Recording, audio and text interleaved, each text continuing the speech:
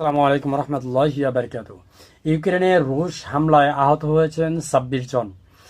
রাশিয়ার হামলায় ইউক্রেনে কমপক্ষে ২৬ জন আহত হয়েছেন। এর মধ্যে জাপোরিজিয়া কেন্দ্রীয় শহরের একটি আবাসিক ভবনের বাসিন্দারাও রয়েছে। দেশটির স্থানীয় কর্তৃপক্ষ এ তথ্য জানিয়েছেন।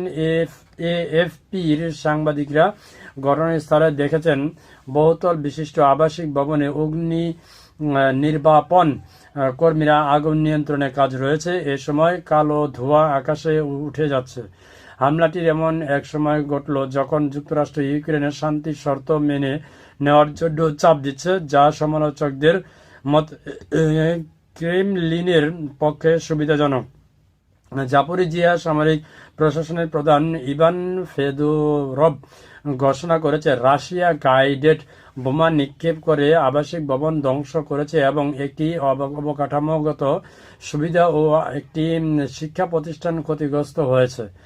তিনি আরও বলেন, মোট ২৬ জন আহত হয়েছেন, তার মধ্যে অন্তত একজন শিশু রয়েছে এবং চিকিৎসকরা ঘটনাস্থলে উপস্থিত আছেন। সূত্র হচ্ছে Reuters, Al Arabiya, AFP.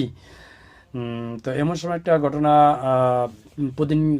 Vladimir Putin ঘটিয়ে দিল, যে সময় যুদ্ধবিরতির একটা বা যুদ্ধ শেষ করার মতো একটা ঘটনা আলোচনা চলছে ডোনাল্ড ট্রাম্পের মাধ্যমে।